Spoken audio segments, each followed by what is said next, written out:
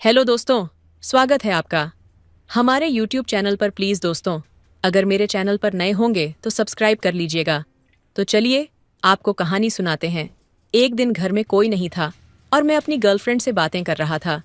मुझे नहीं पता था कि चाची चोरी चोरी मुझे देख रही थी। जब मैं बात करके हटा तो चाची ने मुझसे कहा, राहुल ये तुम क्या कर रहे थे? मैंने पूछा, क्या चाची? मैं समझा नहीं। चाची ने कहा, मुझे 5 मिनट हो गए तुम्हें देखते हुए और तुम कुछ कर रहे थे। तब मुझे समझ आ गया कि चाची ने मुझे देख लिया था। फिर मैंने सीधे सीधे चाची से कह दिया। चाची ने कहा, अच्छा ये सब कब से चल रहा है? मैंने कहा, चाची अब आपको क्या बताऊं? चाची ने कहा, चलो अब मेरे साथ मेरे कमरे में। और मैं चाची के कमरे में चला गया। चाची ने कहा, राहुल तुम तो बहुत तगड़े हो, तुमने तो अपने चाचा को भी पीछे छोड़ दिया। चाची की बात सुनकर मैं हैरान रह गया। चाची ने कमरे का दरवाज़ा बंद कर दिया। फिर चाची मेरे पास आई और मेरे साथ छेड़छाड़ करने लगी। दोस्तों, मेरा नाम राहुल है, मेरी उम्र 22 साल है और हम एक छोटे से गांव में रहते हैं। हमारे घर में मैं, मेरी मम्मी पापा, मेरा चाचा और मेरी चाची रहते हैं, जिनकी अभी नई न शादी हुई थी। हम एक जॉइंट फैमिली में रहते थे। मेरे चाचा विदेश में पैसे कमाने के लिए गए हुए थे। उनकी शादी को 4 महीने ही हुए थे और उसके बाद वह बाहर चले गए थे। मेरे पापा की भी एक दुकान है। वह सुबह 8 बजे जाते और रात को 8 बजे वापस आते थे। मैं भी थोड़ी बहुत मदद कर लेता हूँ, नहीं तो घर में ही रहता था और घर के काम करता था। एक दिन मेरी चाची की तबीयत खराब हो गई, उसे तेज बुखार हो गया।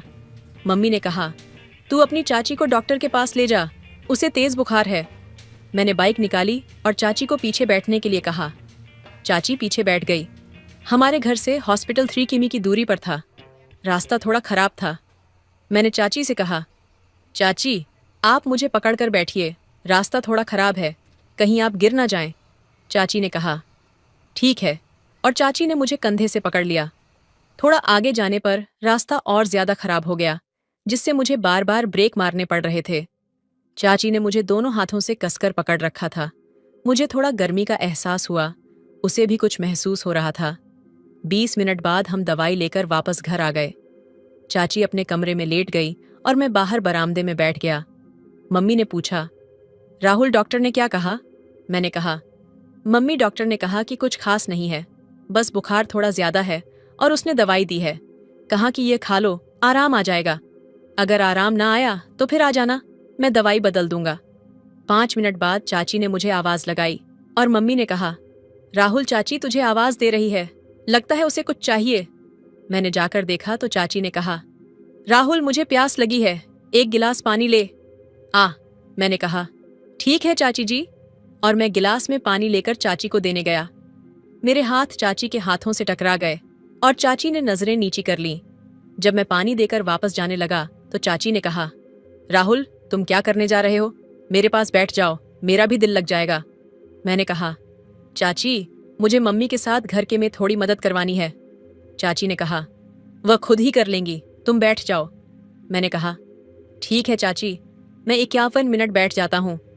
चाची मुझे बहुत ही प्यार भरी नजरों से देख रही थी, जैसे वह कुछ कहना चाह रही हो, पर उसमें हिम्मत नहीं हो रही थी। थोड़ी देर बाद मेरी मम्मी ने मुझे आवाज दी, राहुल अब आ जा, मेरे साथ काम में हाथ बटा दे। मैंने कहा, ठीक है मम्मी, मैं आ रहा हूँ। मैंने चाची से कहा, चाची मैं जा रहा हूँ, मम्मी आवाज लगा रही है। चाची ने कहा, चल ठीक है। अगले दिन चाची बिल्कुल ठीक हो गई और वह घर के काम करने लगी।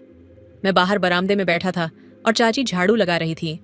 वह जानबूझकर मेरे सामने झाड़ू लगा रही थी ताकि मैं उसे देख सकूं। मम्मी अपने काम में लगी हुई थी। चाची मुझे चोरी चोरी देख लेती थी, ये देखने के लिए कि मैं उसे देख रहा हूं या नहीं। अब मुझे समझ आ गया था कि चाची क्या चाहती थी, क्योंकि चाचा को गए हुए 8 महीने हो चुके थे और चाची किस तरह से रह रही थी ये मुझे ही पता था। चाची का तो अभी शादी का आनंद भी नहीं उतरा था और चाचा उसे पहले ही छोड़कर चला गया था। चाची अलमारी के ऊपर से कुछ निकालने की कोशिश कर रही थी। तब चाची मुझसे कहने लगी, राहुल 1 मिनट के लिए कमरे में आओ।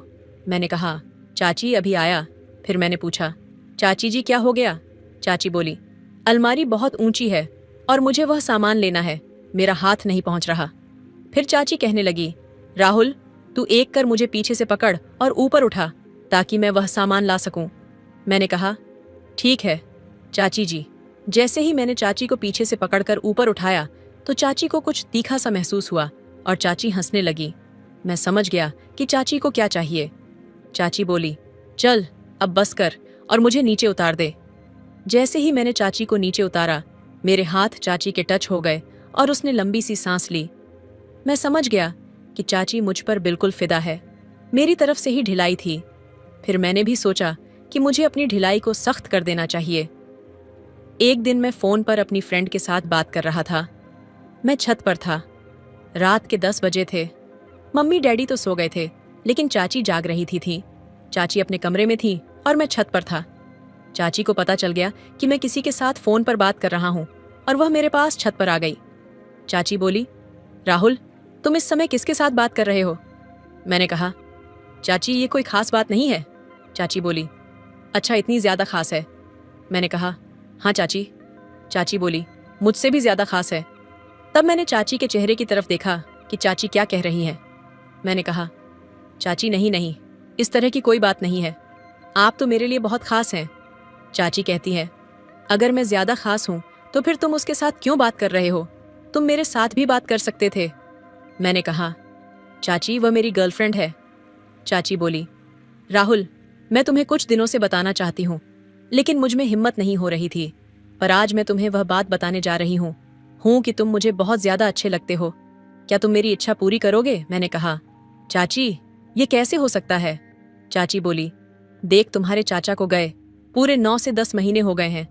मैं किस तरह रह रही हूँ ये मुझे ही पता है।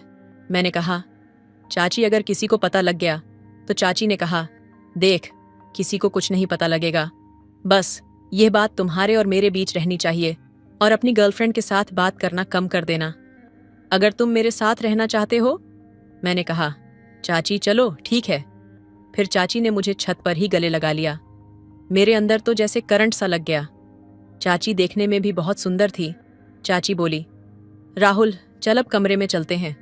मैंने कहा, चाची अगर मम्मी डैडी को पता लग गया तो वह कहती है किसी को कुछ नहीं पता लगेगा। तुम चलो। और चाची मुझे अपने कमरे में ले गई और कमरे का दरवाज़ा अंदर से बंद कर दिया। चाची बोली, राहुल तुम तो अपने चाचा को भी पीछे छोड़ चुके हो। किस चक्की का आटा खा रहा है? मैंने कहा, चाची जिस चक्की का आटा चाचा खाता था वही चक्की का मैं भी आटा खा रहा हूँ। चाची कहती है, पर तुम्हारा चाचा तो इतना तगड़ा नहीं था, तुम कुछ ज्यादा ही तगड़े हो। मैंने कहा, चाची ये तो हाथ का कमाल है, अपना अपना स्टाइल होता है। चाची कहती है, अच्छा ये भी होता है। 2-3 घंटे बाद चाची बोली, तू ऐसा कर अपने कमरे में चला जा, इससे पहले कि तेरे मम्मी डैडी उठे तू जल्दी यहाँ से निकल जा। फिर मैंने जल्दी से चाची के कमरे से आकर अपने कमरे में लेट गया। अब जब भी चाची काम करती थी तो मैं कभी कभी चाची को देखता रहता था। वह भी मुझे कुछ नहीं कहती थी, वह भी पल भर का आनंद लेती थी। इसी तरह जब घर में कोई नहीं होता था तो फिर हम अपने कमरे में चले जाते थे। एक रात मेरी गर्लफ्रेंड का फोन आया।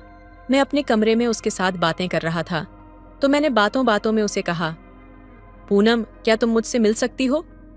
वह कहती है, राहुल क्या हो गया तुम्हें? इतना समय हो गया हमारी दोस्ती को, पर तुम अब तक मुझे यह बात नहीं बता पाए, पर आज तुम्हें क्या हो गया? मैंने कहा, पूनम कुछ नहीं, बस ऐसे ही दिल किया। तो वह कहती है, ठीक है मैं तुम्हें मिलने के लिए तैयार हूँ, बताओ कहाँ आऊँ? अगले दिन मैं उसे एक होटल में ले गया और मैंने पूनम के साथ समय गुजारा। पूनम ने भी मुझे मना नहीं किया क्योंकि वह भी मुझसे बहुत प्यार करती थी। उसे यह भी पता था कि हम एक दूसरे से शादी करने वाले हैं, लेकिन उसे यह बिल्कुल भी नहीं पता था कि मेरी बातचीत मेरी चाची के साथ भी चल रही है, क्योंकि अगर उसे यह बात पता लग गई तो वह मुझे हमेशा के लिए छोड़ देगी। इसलिए मैंने उससे चाची के बारे में कोई भी बात नहीं की थी। ये आदत मुझे मेरी चाची ने ही लगाई थी, क्योंकि एक बार नारियल का पानी पीने की आदत लग जाए फिर वह किसी भी हद तक जाकर वह पानी पी ही लेता है। वही अब मेरा हाल हो गया था। मैं नहीं रह सकता था। मैं पूनम को बस में बिठाकर सीधा घर आ गया। मैं बहुत ज्यादा थक गया था और मैं सीधा अपने कमरे में जाकर लेट गया। दोपहर के 2 बजे थे। मुझे पता नहीं लगा कि मुझे कब नींद आ गई और मैं सो गया। फिर मैं 4 बजे उठा। थोड़ी देर बाद चाची मेरे कमरे में आई और कहती है, राहुल क्या हो गया? आज कुछ ज्यादा ही थका हुआ लग रहा है। मैंने कहा, चाची हाँ, थोड़ा सा काम था, वह करके आया हूँ, इसलिए थकावट हो गई है। चाची बोली, कौन सा काम करके आया है? मैंने सोचा अगर मैंने चाची को सब कुछ बता दिया तो फिर मैं चाची की तरफ से भी हाथ धो बैठूंगा, और फिर मैंने चाची को कुछ भी नहीं बताया। मैंने कहा, चाची मैं तो सारे काम कर लेता हूँ। मैं अपने दोस्तों के घर गया था और उसके काम में उसकी मदद कर रहा था। अगर मैं चाची को झूठ नहीं बोलता तो फिर बहुत बड़ी गलती हो जाती। मेरे लिए मैंने झूठ बोलना ही सही समझा। चाची कहती है, अब ऐसा कर, तेरी मम्मी घर नहीं है और तुम जल्दी से मेरे कमरे में आ जा। मैंने कहा, चाची मैं बहुत ही ज्यादा थक गया हूँ, आज नहीं कल पक्का। वह कहती है, चल ठीक है, कर ले। आज राम पर एक बात थी। दोस्तों, चाची के साथ मुझे बहुत अच्छा लगा, लेकिन पूनम के साथ वह बात नहीं बनी। या फिर चाची को अनुभव था और पूनम को अनुभव नहीं था। दोस्तों, थोड़ा बहुत शादी का फर्क तो पड़ता ही है। एक दिन चाची चाचा के साथ फोन पर बात कर रही थी और उनसे बहस कर रही थी।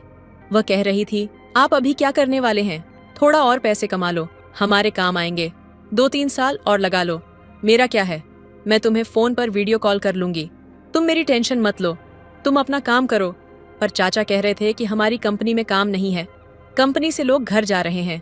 जब उन्होंने मुझसे भी कहा तो फिर मुझे भी इंडिया आना पड़ेगा, और ये सब 10 और 15 दिन की बात है। सबकी छुट्टी होने वाली है। चाची ने चाचा का फोन काट दिया। मैंने कहा, चाची क्या हो गया? चाची कहती हैं, तेरा चाचा लगता है महीने तक घर आ रहा है, जो मस्ती करनी है इस महीने में अच्छी तरह कर ले। मैंने कहा, ठीक है चाची। फिर हमने कोई भी दिन जाया नहीं, जाने दिया, और मुझे और भी ज्यादा अनुभव हो गया। एक पूरा महीना हो गया और चाचा घर आ गया। मैंने अपनी गर्लफ्रेंड से बातें करना शुरू कर दिया। वह कहती है, राहुल, मेरे घर पर मेरे शादी की बात चल रही है। अगर तुम मेरे साथ शादी कराना चाहते हो तो अपने घर बात कर लो और मेरे घर अपने मम्मी पापा को भेज दो, नहीं तो इन लोगों ने मेरी शादी कहीं और करवा देंगे। मैंने कहा, तू अपनी मम्मी से बात कर। वह कहती है, मैं कोशिश कर रही हूँ। उन्होंने पूछा, लड़का क्या करता है? तो फिर मैं क्या कहूँगी? मैंने कहा, तू कह देना कि लड़का एल्यूमिनियम का काम करता है। वह कहती है, चल ठीक है, मैं बात करके देखती हूँ। थोड़ी देर बाद उसका फोन आया। वह बोली, मम्मी को मैंने मना लिया है, मम्मी को अब पापा से बात करनी है, देखते हैं कि पापा क्या कहते हैं। रात को जब उसके पापा घर आए तो उसकी मम्मी ने बात की और पूनम के पापा भी झट मान गए।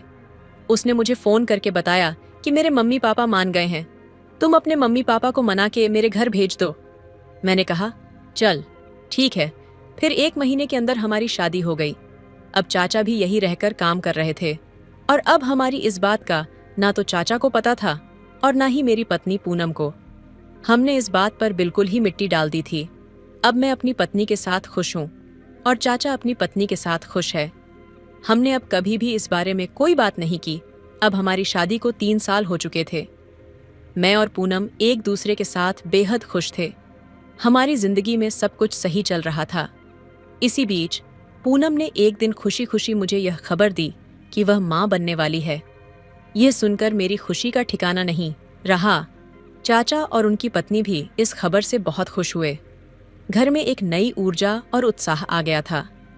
चाचा का मेरे साथ व्यवहार अब एक बड़े भाई जैसा हो गया था। हम दोनों के बीच का रिश्ता पहले से ज्यादा मजबूत हो चुका था।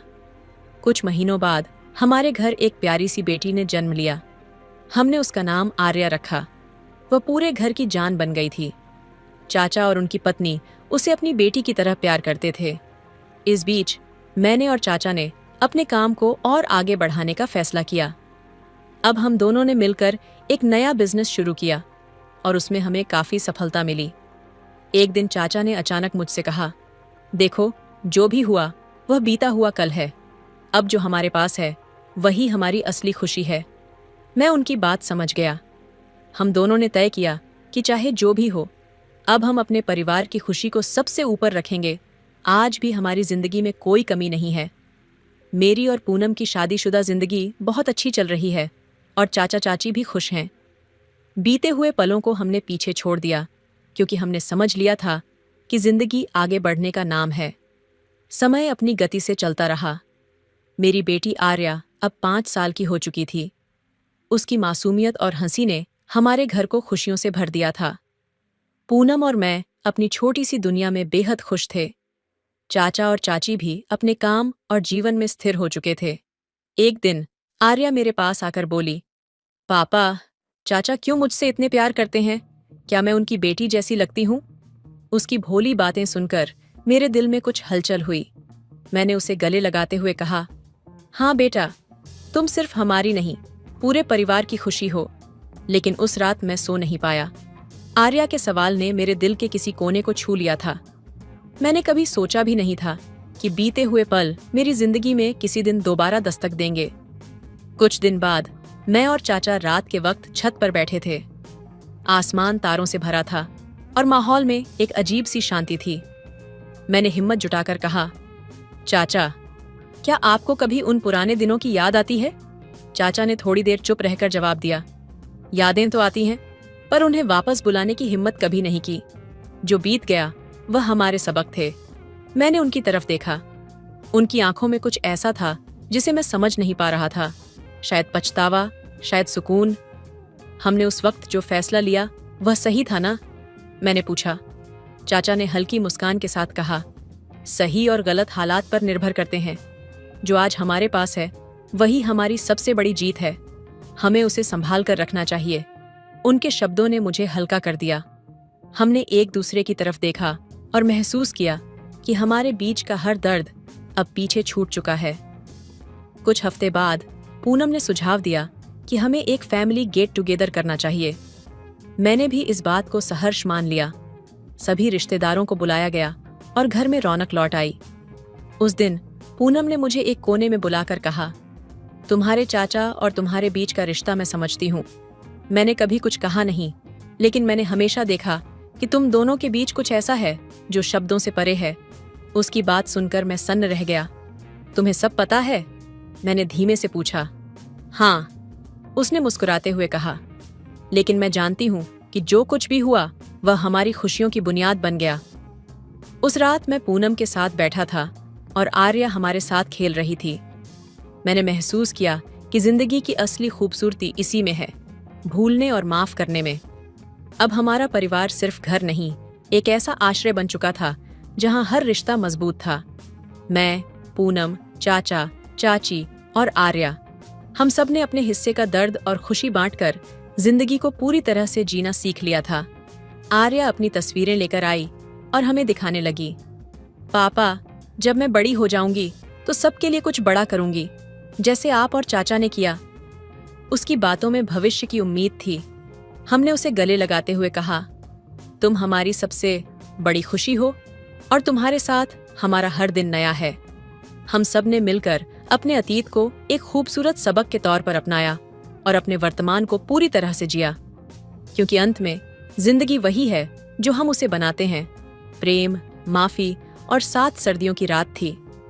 कमरे में हल्की रोशनी और पूनम की आवाज का जादू माहौल को और दिलकश बना रहा था। आर्या सो चुकी थी और मैं पूनम के साथ चाय की प्याली लेकर बैठा था। खिड़की से झांकते चांद की रोशनी उसकी चेहरे पर गिर रही थी। क्या सोच रहे हो? पूनम ने पूछा। उसकी आवाज में वह नरमी थी जो हर बार मुझे उसे और करीब खींच लाती थी। बस तुम्हारे बारे में, मैंने मुस्कुराकर कहा। वह शर्मा गई, लेकिन आंखें मेरी तरफ झुकी रहीं। मैंने महसूस किया कि शादी के इतने सालों बाद भी वह वैसी ही थी, मासूम, अपने प्यार में खो देने वाली। मैंने धीरे से उसका हाथ थामा। उसकी उंगलियों की सिहरन ने मुझे उस पहली मुलाकात की याद दिला दी जब मैंने उससे अपने दिल की बात कही थी। पूनम, मैंने हल्की आवाज में कहा, तुम्हें पता है, मैं हर दिन तुम्हारे साथ प्यार में और गहरा डूबता जाता हूँ। और मैं, उसने मुस्कुराकर कहा, मैंने तो तुम्हें पहली बार देखने के बाद ही अपना दिल दे दिया था। उसकी ये बात सुनकर मैंने उसे अपनी बाहों में खींच लिया। हमारी आंखें मिलीं और ऐसा लगा जैसे वक्त वहीं थम गया हो। मैंने उसकी आंखों में वह गहराई देखी जो मुझे हर बार उसके और करीब ले आती थी। तुम्हें पता है, पूनम ने धीरे से कहा, मैंने तुम्हारे और चाचा के बीच कुछ अनकही बातें हमेशा महसूस की हैं। मैंने कभी पूछने की हिम्मत नहीं की, लेकिन मैं जानती हूं कि उन बातों ने तुम्हें बहुत तोड़ा होगा। मैंने उसकी बात सुनकर एक पल को ठहर कर उसे देखा। पूनम, वो बातें अब बहुत पुरानी हो चुकी हैं। लेकिन मैं यह मानता हूं कि तुमने मेरे जीवन को एक नई रोशनी दी है। तुम्हारे बिना मैं कभी आगे नहीं बढ़ पाता। पूनम ने मेरी ओर झुकते हुए कहा, हम सबकी अपनी परछाइयां होती हैं, लेकिन सच ये है कि जब कोई तुम्हें पूरी तरह समझ लेता है तो वह हर दर्द को मिटा सकता है। उसकी बात सुनकर मैंने उसे अपनी ओर खींचा और कहा, तुम्हारा प्यार ही मेरी जिंदगी का सबसे बड़ा सच है। हम दोनों धीरे धीरे पास आ गए। सर्द हवा ने खिड़की पर दस्तक दी, लेकिन कमरे के अंदर बस हमारे दिलों की धड़कन सुनाई दे रही थी। पूनम ने अपनी उंगलियों से मेरे चेहरे को छुआ और मैं उसकी आंखों में डूबता चला गया। तुम्हारे बिना मेरी दुनिया अधूरी है, मैंने कहा, और तुम्हारे बिना मेरी सांसें, उसने धीरे से जवाब दिया। उस रात हम दोनों ने अपने रिश्ते की गहराई को फिर से महसूस किया। यह सिर्फ दो शरीरों का नहीं, बल्कि दो आत्माओं का मिलन था। अगली सुबह जब सूरज की पहली किरण खिड़की से अंदर आई तो मैंने देखा कि पूनम मेरे पास सोई हुई थी। उसका चेहरा शांत और मासूम था। मैंने उसकी तरफ झुककर उसके माथे को चूमा और बुदबुदाया, तुम मेरी हर खुशी हो पूनम। उसने आंखें खोलकर मुझे देखा और मुस्कुराते हुए कहा, और तुम मेरे हर सपने। उस दिन मुझे एहसास हुआ कि हमारे रिश्ते की नींव सिर्फ प्यार नहीं, बल्कि वह भरोसा था जिसने हमें हर मुश्किल से आगे बढ़ाया। हमारे अतीत ने हमें सिखाया था कि सच्चा प्यार सिर्फ पाने का नाम नहीं, बल्कि हर मुश्किल को साथ झेलने का नाम है। अब मैं और पूनम अपने रिश्ते को हर दिन और खूबसूरत बना रहे थे, क्योंकि हमारे लिए प्यार सिर्फ एक एहसास नहीं, बल्कि एक पूरी जिंदगी थी। तो दोस्तों, आपको यह कहानी कैसी लगी कमेंट करके जरूर बताएं। मिलते हैं अगली कहानी में, तब तक अपना ख्याल रखिए। धन्यवाद। उस सुबह ठंड हल्की हल्की थी, लेकिन मेरे दिल में अजीब सा उत्साह था। एग्जाम के लिए तैयार होकर मैं बस स्टॉप पर खड़ी थी। बस आई और भीड़ से भरी हुई थी। किसी तरह मैंने खुद को अंदर जगह दिलवाई। बस में खड़े होने के लिए भी मुश्किल से जगह थी। मेरे सामने खिड़की से आती ठंडी हवा मेरे बालों को छू रही थी। तभी पीछे से किसी ने हल्का सा धक्का दिया। मैं पलटी और देखा एक लंबा, सादगी से भरा चेहरा। उसकी आंखें गहरी और मुस्कुराहट में एक अजीब सी कशिश थी। वह थोड़ा झिझका और बोला, सॉरी, जगह कम है, शायद आपको असुविधा हो रही हो। मैंने धीरे से कहा, कोई बात नहीं। लेकिन मेरे शब्द मेरे दिल की धड़कन से तेज नहीं थे। बस हिलती रही और हर बार भीड़ में वह थोड़ा और करीब आता गया। प्लीज दोस्तों, मेरे चैनल पर नए होंगे तो सब्सक्राइब कर लीजिएगा। तो चलिए कहानी सुनाते हैं। एक जगह बस अचानक रुक गई और मैं अपना संतुलन खो बैठी। गिरने ही वाली थी कि उसने मेरे कंधे को थाम लिया। उसकी उंगलियों का स्पर्श ऐसा था जैसे समय थम गया हो। उसने मेरी ओर देखा और पूछा, आप ठीक हैं? मैंने हाँ में सिर हिलाया, पर मेरी नजरें उससे हट नहीं पाईं। पूरे सफर के दौरान उसने मुझसे बार बार पूछा कि क्या मैं आराम से खड़ी हूं। उसकी आवाज में एक सुकून था। जब मेरा स्टॉप आया तो मैं उतरी। उसने भी बस से उतरते हुए कहा, आपके साथ बात करने का मौका नहीं मिला, लेकिन उम्मीद है कि फिर कभी मिलेंगे। मैं कुछ कह पाती इससे पहले बस चल पड़ी। उसकी आंखों में एक सवाल था और मेरे दिल में उसका जवाब।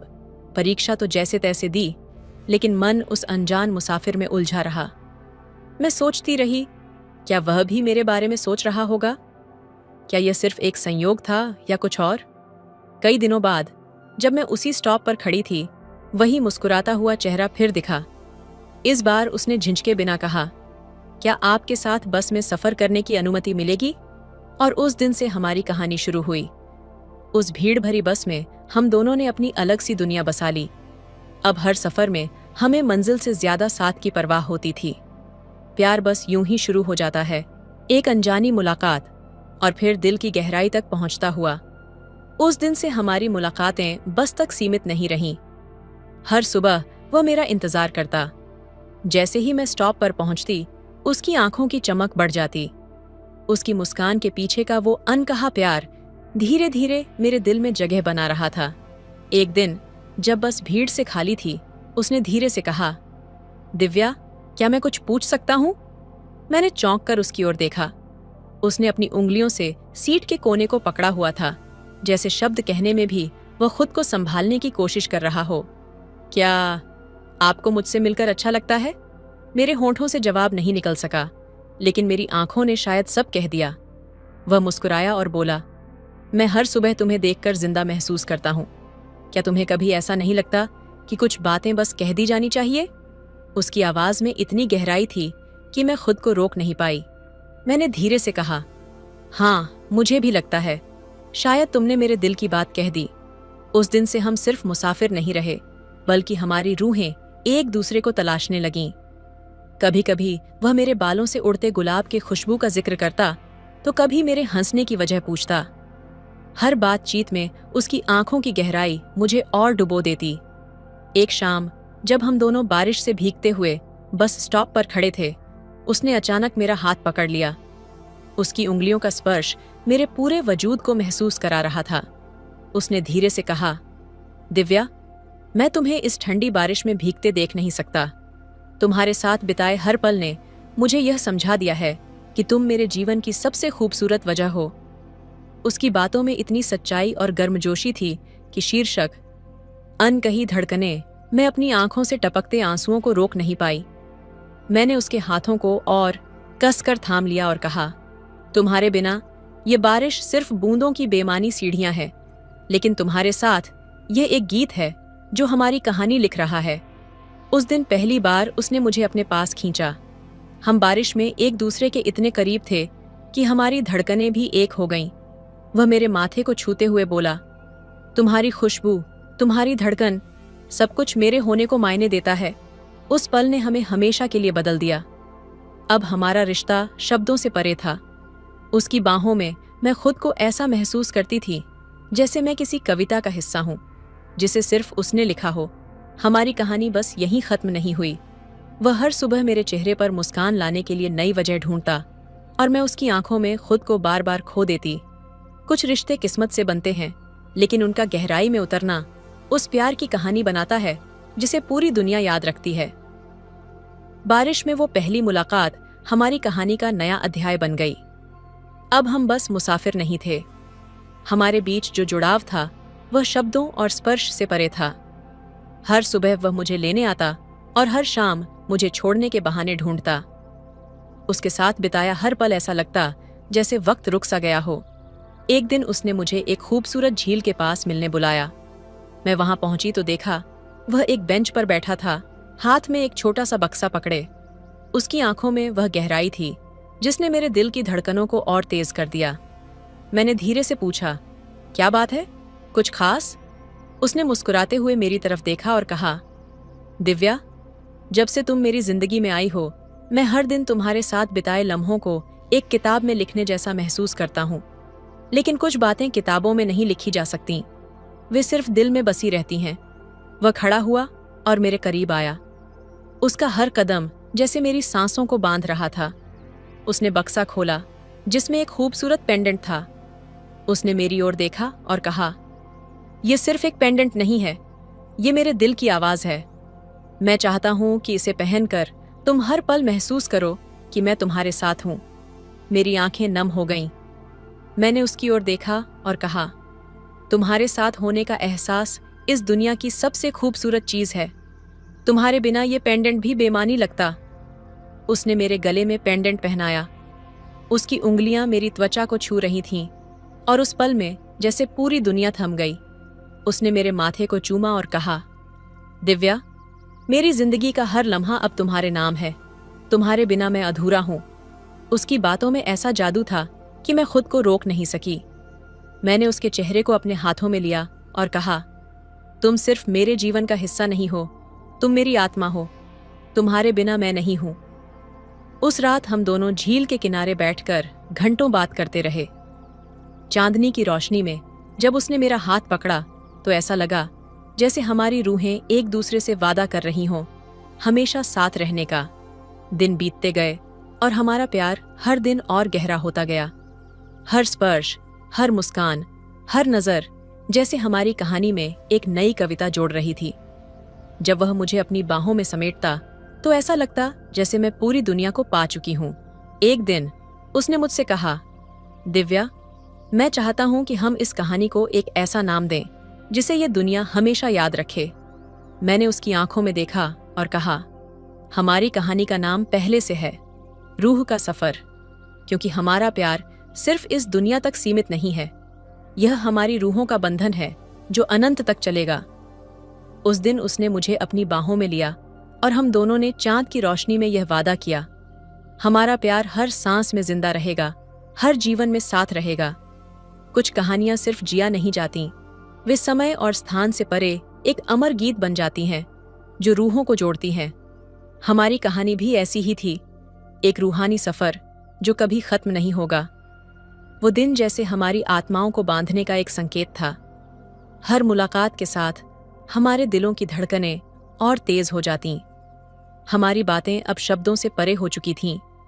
कभी उसकी आंखों की गहराई में मैं खुद को खो देती, तो कभी उसकी बाहों के गर्म एहसास में मैं खुद को पूरा महसूस करती। एक शाम उसने मुझे शहर से दूर एक पहाड़ी पर बुलाया। जब मैं वहां पहुंची तो चारों तरफ सितारों जैसी जगमगाती लाइटें थीं और बीच में एक छोटी सी टेबल।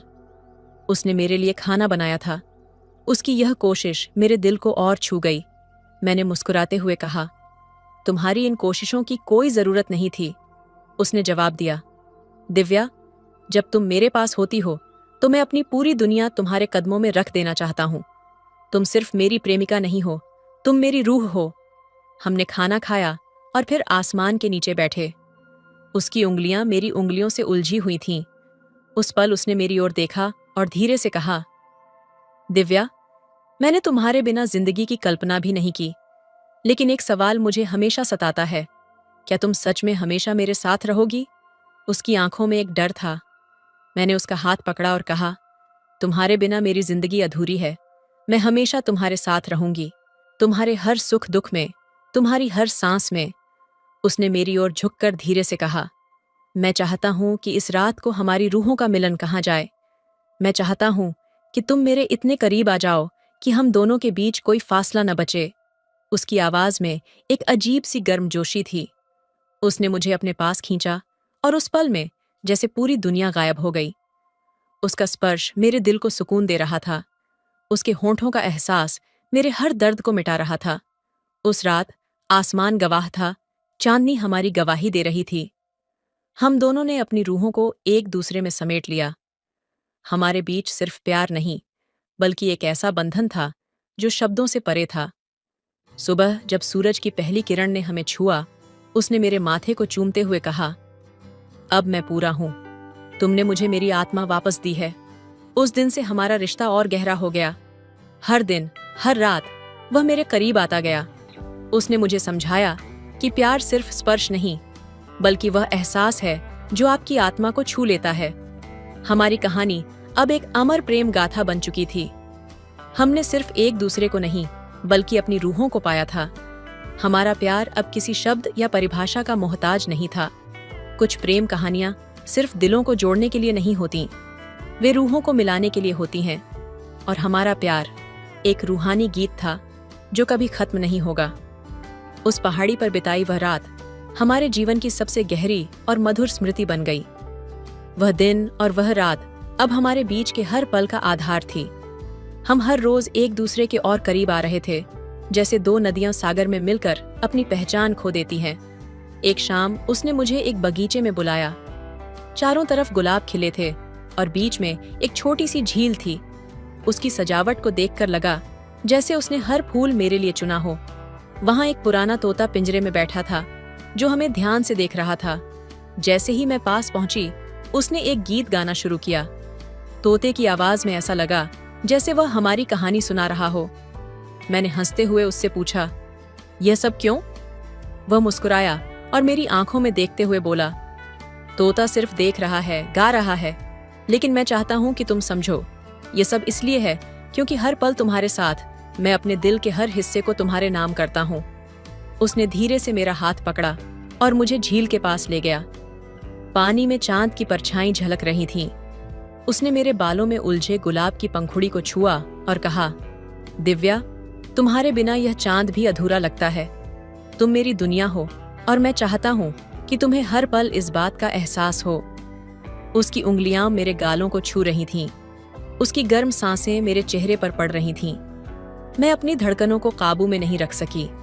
उसने मुझे अपने करीब खींचा और हमारे बीच की दूरी मिट गई। उस पल उसकी बाहों में ऐसा लगा जैसे मैं एक खूबसूरत गीत का हिस्सा बन गई हूं। उसने धीरे से कहा, दिव्या, मैं चाहता हूं कि यह रात कभी खत्म न हो। तुम्हारा हर स्पर्श, तुम्हारी हर मुस्कान मेरे जीवन की सबसे कीमती चीज है। मैंने उसकी आंखों में देखा और कहा, तुम्हारे बिना मेरी हर खुशी अधूरी है। जब तुम मुझे देखते हो तो ऐसा लगता है कि मैं इस दुनिया की सबसे खुशनसीब इंसान हूं। तोता हमारे पास मंडरा रहा था, जैसे वह भी इस पल का हिस्सा बनना चाहता हो। उसने अचानक कहा, प्यार अमर है, प्यार अनंत है। हम दोनों उसकी तरफ देखकर हंसने लगे। उसने मेरी ओर झुककर मेरे होंठों को छुआ। वह स्पर्श ऐसा था जैसे हमारी आत्माओं का मिलन हो रहा हो। उस रात चांद, तारे और वह गीत हमारी प्रेम कहानी का हिस्सा बन गए। अब हमारी हर मुलाकात में वह तोता हमारा साथी बन गया। वह हर बार कुछ नया गाता, जैसे हमारी कहानी को शब्दों में पिरो रहा हो।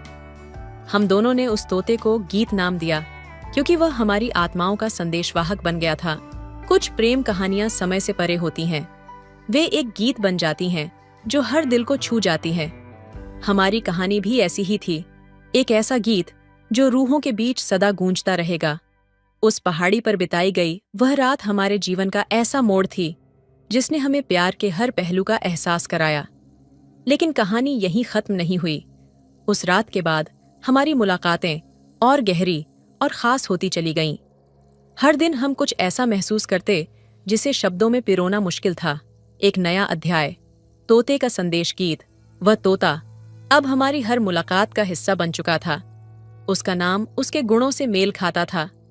जब भी हम मिलते, गीत हमारे पास उड़कर आता और एक नया शब्द या वाक्य बोलता, मानो हमारी भावनाओं को व्यक्त करने की कोशिश कर रहा हो। एक दिन जब हम बगीचे में मिले, गीत ने कहा, सच्चा प्यार कभी अधूरा नहीं होता।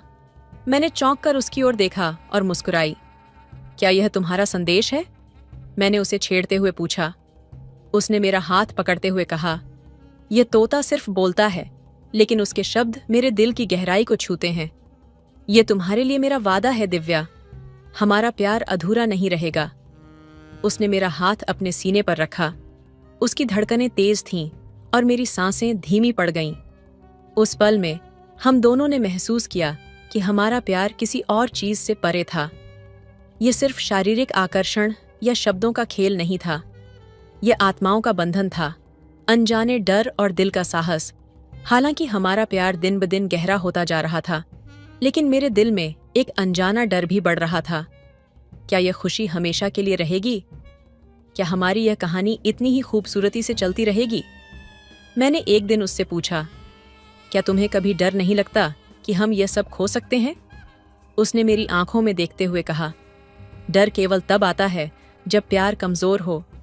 हमारा प्यार इतना मजबूत है कि किसी भी डर के लिए इसमें जगह नहीं। उसने अपनी उंगलियों से मेरे गालों को छुआ और कहा, तुम्हारे बिना मैं अधूरा हूं, लेकिन अगर तुम्हें किसी दिन मुझसे दूर जाना पड़ा तो भी मैं हमेशा तुम्हारे प्यार को अपने भीतर संजो कर रखूंगा। तुम्हारा हर स्पर्श, हर मुस्कान मेरी आत्मा का हिस्सा बन चुका है। उसकी ये बातें मुझे भीतर तक छू गईं। मैंने खुद से वादा किया कि मैं उसके साथ हमेशा रहूंगी, चाहे परिस्थिति कैसी भी हो। प्रेम का प्रस्ताव एक दिन उसने मुझे झील के पास बुलाया। ये वही जगह थी जहां हमने पहली बार अपने दिल की बात कही थी। जैसे ही मैं वहां पहुंची, मैं चौंक गई। झील के चारों ओर मोमबत्तियों की रोशनी थी और फूलों की खुशबू हवा में घुली हुई थी। वह घुटने पर बैठा, हाथ में एक छोटी सी अंगूठी ली हुए। उसने कहा, दिव्या, मैंने इस जीवन में जितनी भी चीजें महसूस की हैं, उनमें सबसे सच्चा एहसास तुम्हारे प्यार का है। तुम मेरी दुनिया हो, मेरी रूह हो। क्या तुम मेरी जीवन संगिनी बनोगी? मेरी आंखों से आंसू बहने लगे। मैंने हाँ में सिर हिलाया और कहा, मैं हमेशा तुम्हारे साथ रहूंगी। तुमने मेरी जिंदगी को वो खुशी दी है जिसे मैं शब्दों में बयां नहीं कर सकती। उसने अंगूठी पहनाई और मुझे अपनी बाहों में भर लिया। गीत, वह तोता, आसमान में उड़कर बोलने लगा, सच्चा प्यार कभी हारता नहीं। हमने साथ में एक नया जीवन शुरू किया। हर दिन हमारे लिए एक नई शुरुआत थी। हम दोनों ने मिलकर अपनी एक छोटी सी दुनिया बसाई, जिसमें सिर्फ प्यार, सम्मान और एक दूसरे के लिए गहरी समझ थी। हमारी कहानी सिर्फ हमारे लिए नहीं थी, ये उन सभी के लिए एक संदेश थी जो प्यार पर विश्वास करते हैं। हमारा रिश्ता यह सिखाता था कि सच्चा प्यार सिर्फ भावनाओं तक सीमित नहीं होता, ये आत्माओं का बंधन होता है जो किसी भी परिस्थिति में नहीं टूटता। हर कहानी का अंत जरूरी नहीं होता। कुछ कहानियां रूहों के बंधन के रूप में अनंत तक चलती हैं, और हमारी कहानी प्रेम का अनंत गीत हमेशा उन दिलों में गूंजती रहेगी जो सच्चे प्यार पर विश्वास करते हैं। सच्चा प्रेम सिर्फ दिलों को नहीं, आत्माओं को जोड़ता है। यह हर डर और बाधा को पार कर अनंत तक जीवित रहता है। प्रेम वह गीत है जिसे हर दिल सुन सकता है, पर गा वही सकता है जो सच्चे मन से प्रेम करता है। प्यार कभी मांगता नहीं, ये सिर्फ देता है, और जब आत्मा से आत्मा मिलती है तो प्रेम अमर हो जाता है। सच्चा प्यार उन लम्हों में नहीं जीता जो आंखों से देखे जाते हैं, बल्कि उन एहसासों में बसता है जो दिल से महसूस किए जाते हैं। प्रेम तब पूर्ण होता है जब एक दूसरे की कमजोरियों को समझकर उन्हें ताकत बना दिया जाए। प्रेम का सबसे बड़ा उपहार यह है कि ये हमें खुद को भूलकर किसी और में खो जाने का साहस देता है। सच्चा प्यार शब्दों का मोहताज नहीं होता, ये स्पर्श, मुस्कान और आत्मा की गहराई में झलकता है। प्रेम वह जादू है जो दो आत्माओं को एक साथ बांध देता है और उन्हें अनंत तक एक बना देता है। जब प्रेम सच्चा होता है तो यह हर दर्द को मिटा देता है और हर खुशी को कई गुना बढ़ा देता है। प्यार वह एहसास है जो समय और सीमाओं से परे होता है। यह जीवन के हर क्षण को अनमोल बना देता है। सच्चा प्रेम कभी खत्म नहीं होता। यह आत्माओं का वह रिश्ता है जो समय के बंधनों को पार कर अनंत तक चलता है। तो दोस्तों, आपको यह कहानी कैसी लगी? कमेंट करके जरूर बताएं। मिलते हैं अगली कहानी में, तब तक अपना ख्याल रखिए। धन्यवाद। हेलो दोस्तों, स्वागत है आपका हमारे YouTube चैनल पर। दोस्तों, आज की कहानी बहुत ही अच्छी है। प्लीज दोस्तों, कहानी को लास्ट तक सुनिएगा। यदि मेरे चैनल पर पहली बार आए होंगे तो प्लीज मेरे चैनल को भी सब्सक्राइब कर लीजिएगा। तो चलिए जल्दी से कहानी सुनाते हैं आपको। रात के 3 बजे का सन्नाटा, अस्पताल के गलियारे गहरी शांति में डूबे थे। दूर कहीं से मॉनिटर की बीप और मरीजों की धीमी कराहने की आवाजें सुनाई दे रही थीं। अंधेरा मानो सब कुछ निगलने को तैयार था। स्नेहा, जो एक अनुभवी और समर्पित नर्स थी, नाइट ड्यूटी पर थी। अपने जीवन के हर कोने में दर्द और खालीपन लिए वह अपने काम में लीन रहती, जैसे दूसरों की जिंदगी संवार कर अपनी अधूरी जिंदगी को भरने की कोशिश करती हो। उस रात अचानक इमरजेंसी वार्ड में शोर हुआ। कुछ लोग बदहवास हालत में एक युवक को स्ट्रेचर पर लेकर आए। उनकी आवाज कांप रही थी। डॉक्टर को बुलाइए, जल्दी कीजिए, ये सांस नहीं ले पा रहा। स्नेहा ने बिना एक पल गंवाए स्ट्रेचर के पास जाकर मुआयना किया। युवक का चेहरा पीला पड़ चुका था, होंठ नीले हो गए थे और उसकी सांसें टूट रही थीं। वह समझ गई कि स्थिति गंभीर है। अपने अनुभव और संवेदनशीलता के साथ उसने फौरन इंजेक्शन तैयार किया। स्नेहा युवक की ओर झुकी, उसकी मासूमियत से भरी लेकिन दर्द में डूबी आंखें मानो उसे कहीं गहरे अंदर तक छू गईं। लड़ाई जिंदगी और मौत की थी। वह अपने हर कदम को तसल्ली से लेकिन तेजी से उठा रही थी। कुछ घंटों बाद युवक ने धीरे धीरे आंखें खोलीं। उसकी भूरी आंखें जैसे किसी गहरे सवाल में डूबी हुई थीं। पहली नजर उसने स्नेहा पर डाली। वह कुछ बोलने की कोशिश कर रहा था, लेकिन आवाज धीमी थी। स्नेहा ने मुस्कुराते हुए कहा, कैसा लग रहा है तुम्हें? युवक की आवाज कांप रही थी, लेकिन उसमें आभार की एक गहराई थी। आपने मुझे बचा लिया। स्नेहा ठहरकर उसके चेहरे को देखती रही। वह सिर्फ एक मरीज नहीं था।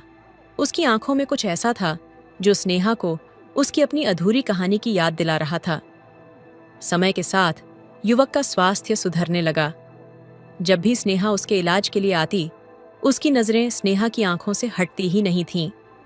स्नेहा भी यह महसूस कर रही थी कि इस युवक की मासूमियत और आभार ने उसके दिल के किसी कोने को हल्का सा छुआ है। हर बार जब वह कमरे से बाहर निकलती, उसे लगता जैसे उसने किसी अपने से बिछड़ने का दर्द महसूस किया हो। कहानी यहाँ खत्म नहीं हुई थी। ये सिर्फ एक शुरुआत थी। 2 अधूरी जिंदगियां जो एक हादसे के जरिए एक दूसरे से मिली थीं, शायद किसी अंजाम की तरफ बढ़ रही थीं। स्नेहा की जिंदगी का वह नया दिन जैसे किसी पुराने दर्द को मिटा देने का वादा लेकर आया था। युवक, जिसका नाम आदित्य था, अब पहले से काफी बेहतर था। उसकी आंखों में गहरी बेचैनी थी, लेकिन उनमें एक चमक भी थी जो हर बार स्नेहा को देखकर और गहरी हो जाती। आदित्य धीरे धीरे अपनी हालत के बारे में स्नेहा को बताने लगा। एक हादसे में वह अपने परिवार को खो चुका था और वह अकेला रह गया था। उसकी बातों में दर्द ऐसा था जिसे सुनकर स्नेहा का दिल पिघलने लगा। वह जानती थी कि यह दर्द कुछ ऐसा ही है जैसा उसने अपने पति को खोने के बाद महसूस किया था। एक रात जब स्नेहा वार्ड में चेकअप के लिए आई, आदित्य ने झिझकते हुए कहा, आप हमेशा इतनी शांत और मजबूत कैसे रह पाती हैं? स्नेहा ने कुछ पल सोचा, फिर मुस्कुराते हुए बोली, शायद इसलिए क्योंकि मैंने समझ लिया है कि दूसरों की मदद करना ही मेरे जख्मों को भरने का सबसे अच्छा तरीका है। आदित्य की नजरें स्नेहा के चेहरे पर टिक गईं। उसने कहा, आपकी आंखों में भी दर्द है। आप उसे छिपाती हैं, लेकिन मैं देख सकता हूं। क्या मैं सही कह रहा हूं? स्नेहा की मुस्कान धीमी पड़ गई। पहली बार किसी ने उसके भीतर के खालीपन को इस तरह महसूस किया था। उसने गहरी सांस लेते हुए कहा, शायद हाँ, पर हम सभी की जिंदगियां अधूरी हैं, आदित्य, और यही अधूरापन हमें दूसरों से जोड़ता है। उन दोनों के बीच एक नाजुक सा रिश्ता बनने लगा था। स्नेहा का दिल, जो अब तक बस अपने काम और मरीजों की सेवा के लिए धड़कता था, अब एक नई उम्मीद से भरने लगा। आदित्य भी अब पहले से ज्यादा जिंदा महसूस करने लगा था। कुछ दिनों बाद आदित्य को अस्पताल से छुट्टी मिल गई। जब वह जाने लगा तो उसके चेहरे पर अजीब सी उदासी थी। स्नेहा ने उसकी फाइल पकड़ते हुए हल्की मुस्कान से कहा, अब तुम बिल्कुल ठीक हो, बस अपना ध्यान रखना। आदित्य ने रुककर कहा, क्या मैं कभी आपको फिर से देख पाऊंगा? स्नेहा की आंखों में एक अजीब सा संकोच था। उसने धीरे से कहा, शायद। जिंदगी बहुत अजीब है आदित्य, ये हमें वहीं ले जाती है जहां हमें होना चाहिए। आदित्य ने उसे एक गहरी नजरों से देखा और चला गया। स्नेहा वहीं खड़ी रही, जैसे उसने किसी अपने को फिर से खो दिया हो। स्नेहा ने सोचा कि आदित्य बस एक मरीज था, लेकिन उसकी जिंदगी में अब एक खालीपन लौट आया था। एक रात जब वह अस्पताल की बालकनी में खड़ी थी, ठंडी हवा के बीच उसने अपने दिल की धड़कनों को आदित्य की यादों में उलझा पाया। कुछ हफ्ते बीत गए। एक शाम जब स्नेहा अस्पताल से निकलने को तैयार थी, उसने मुख्य दरवाजे पर आदित्य को खड़ा पाया। उसके हाथ में एक छोटा सा गुलाब था। मैंने सोचा, अगर जिंदगी हमें वहीं ले जाती है जहां हमें होना चाहिए, तो शायद मुझे यहीं होना चाहिए, आदित्य ने कहा। स्नेहा की आंखों में आंसू आ गए। इतने सालों में पहली बार उसने खुद को फिर से महसूस किया। वह चुपचाप खड़ी रही और आदित्य ने उसका हाथ थाम लिया। दोनों की आंखों में एक अधूरी जिंदगी पूरी होने की उम्मीद चमक उठी, और उसी पल जैसे जिंदगी ने उन्हें एक नई शुरुआत का मौका दिया। स्नेहा और आदित्य के बीच जो अनकहा रिश्ता पनप रहा था, वह किसी वसंत की तरह धीरे धीरे खिलने लगा। आदित्य अस्पताल से छुट्टी पाकर घर चला गया था, लेकिन स्नेहा का ख्याल उसके साथ हर जगह था। वह हर दिन उन पलों को याद करता जब स्नेहा ने न केवल उसकी जान बचाई थी, बल्कि उसकी टूटती हुई उम्मीदों को भी सहारा दिया था। स्नेहा के लिए भी आदित्य महज एक मरीज नहीं था। वह उन अनगिनत रातों में जब वह अकेले अपने कमरे में बैठी होती, आदित्य की मुस्कान और उसकी आंखों में झलकती कृतज्ञता को याद करती। वह खुद से सवाल करती, क्या यह सही है? क्या मेरी जिंदगी में अब भी प्यार के लिए कोई जगह हो सकती है? कई हफ्ते बीत गए। स्नेहा ने सोचा था कि आदित्य अब अपनी जिंदगी में व्यस्त हो चुका होगा, लेकिन एक शाम जब अस्पताल के गेट पर उसकी ड्यूटी खत्म हुई, उसने देखा कि आदित्य वहीं खड़ा है। हल्की ठंड थी और आदित्य के हाथों में एक छोटा सा लिफाफा था। स्नेहा कुछ पल के लिए ठिठक गई। तुम यहाँ क्यों आए हो आदित्य? उसने हल्की फटकार के साथ पूछा, लेकिन उसकी आवाज में अपनापन था।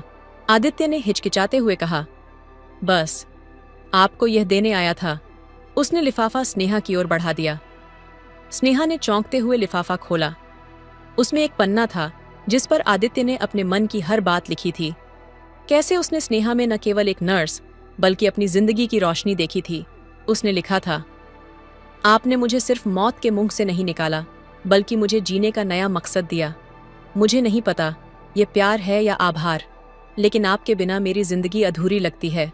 स्नेहा ने धीरे से पन्ना मोड़कर अपनी मुट्ठी में दबा लिया। वह आदित्य की आंखों में देख रही थी और पहली बार उसने खुद को कमजोर महसूस किया। आदित्य, ये सही नहीं है।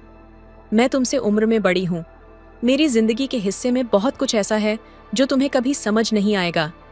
आदित्य ने एक गहरी सांस ली। जिंदगी को सही और गलत में बांटना इतना आसान नहीं है, स्नेहा।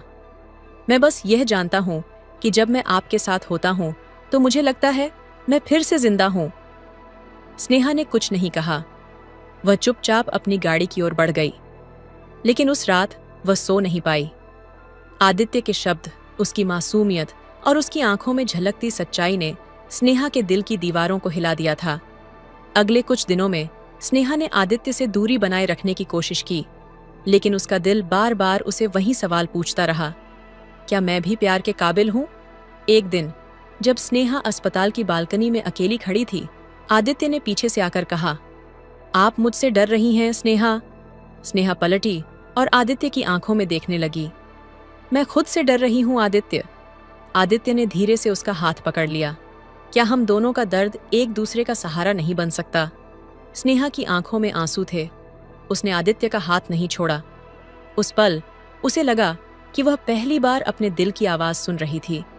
वह पहली बार खुद को अपनी जवानी के उस दौर में खड़ा महसूस कर रही थी जहां प्यार ने कभी उसके दरवाजे पर दस्तक दी थी। उस रात दोनों ने ज्यादा कुछ नहीं कहा।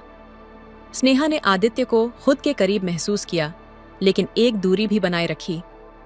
प्यार धीरे धीरे अपनी जड़ें जमा रहा था, एक शांत गहरी नदी की तरह जो अपनी राह खुद तलाश रही थी। आने वाला वक्त आदित्य और स्नेहा ने अपने अपने दिलों में उमड़ते भावों को समझने का वक्त देने का फैसला किया। वे अक्सर साथ समय बिताते, बातें करते, लेकिन दोनों ने अभी तक अपने रिश्ते को कोई नाम नहीं दिया।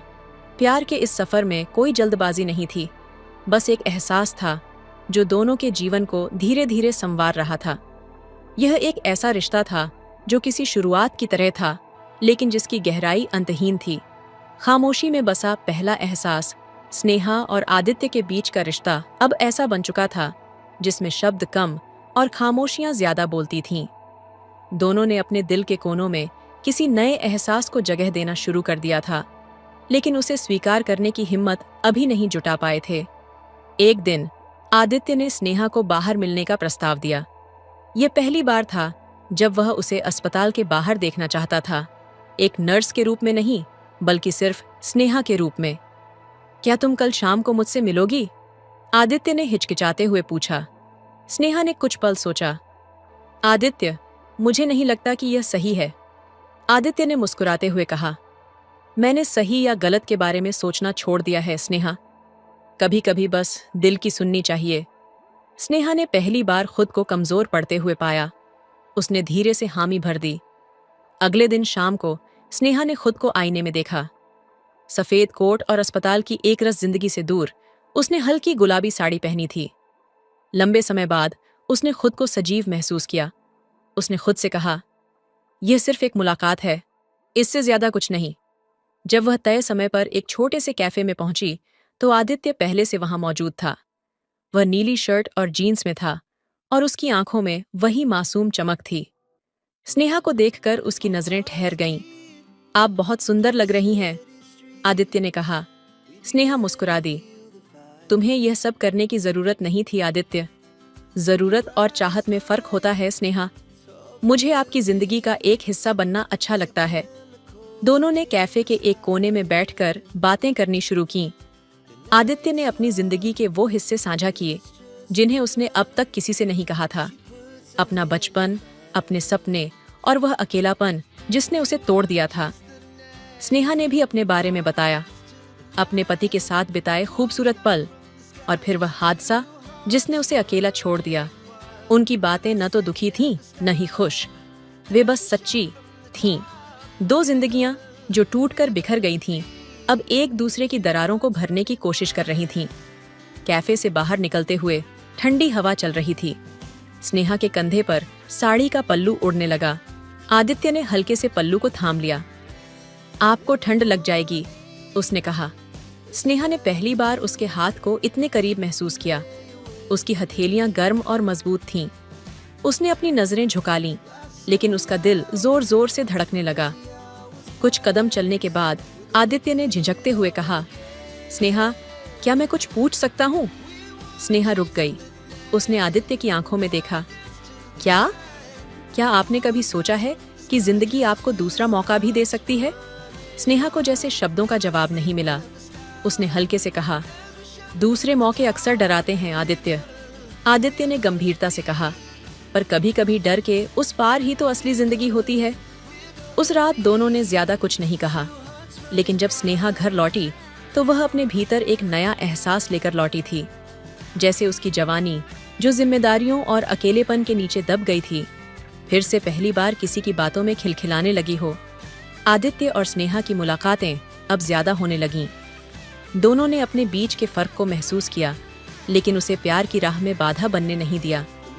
यह रिश्ता न तो किसी जल्दबाजी का था और न ही किसी जोर जबरदस्ती का।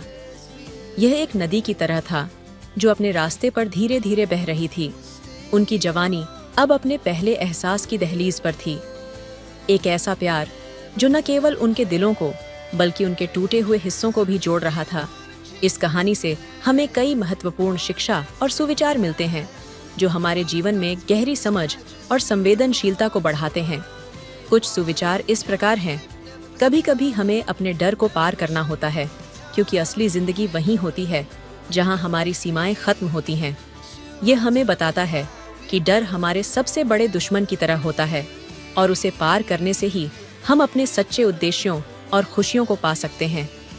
हर रिश्ते की शुरुआत दिल से होती है, और जब हम दिल से जुड़ते हैं तो उस रिश्ते में सच्चाई और समझ होती है। यह शिक्षा हमें यह बताती है कि रिश्ते का आधार सच्चाई और समझ होती है, न कि केवल बाहरी रूप या शर्तें। जब हम दूसरों के दर्द को समझते हैं तो हम खुद को भी समझने लगते हैं। इस विचार से यह स्पष्ट होता है कि दूसरों की मदद करते हुए हम अपनी कमजोरी और ताकत दोनों को समझते हैं, जिससे आत्म साक्षात्कार और सहानुभूति का विकास होता है। जीवन के सबसे सुंदर पल उन छोटे छोटे एहसासों में छुपे होते हैं जिन्हें हम नजरअंदाज कर देते हैं। यह हमें यह सिखाता है कि जीवन की सच्ची खुशियां और गहरी संवेदनाएं अक्सर साधारण और सरल क्षणों में होती हैं, जिन्हें हम व्यस्तता के कारण छोड़ देते हैं। सच्चा प्यार किसी आदर्श की तलाश नहीं करता, वह बस एक दूसरे के जख्मों को समझकर उन्हें भरने का प्रयास करता है। यह हमें सिखाता है कि प्यार का अर्थ किसी परफेक्ट साथी की तलाश नहीं, बल्कि एक दूसरे के दर्द और भावनाओं को समझकर सहारा देना है। जब हमें अपनी जिंदगी में दूसरे मौके मिलते हैं तो हमें उनका स्वागत करना चाहिए, क्योंकि वे हमें नए अध्याय की ओर ले जाते हैं। यह विचार यह बताता है कि हमें जीवन के हर नए मौके को गले लगाना चाहिए, क्योंकि वे हमारी व्यक्तिगत वृद्धि और आत्मनिर्भरता की दिशा में मार्गदर्शन करते हैं। इन सुविचारों के माध्यम से हम यह समझ सकते हैं कि जीवन में सच्चाई, समझ, संवेदनशीलता और साहस सबसे महत्वपूर्ण है, और इन्हीं गुणों से हम अपने रिश्तों और खुद की दुनिया को सशक्त बना सकते हैं। तो दोस्तों, आपको यह कहानी कैसी लगी? कमेंट करके जरूर बताइए।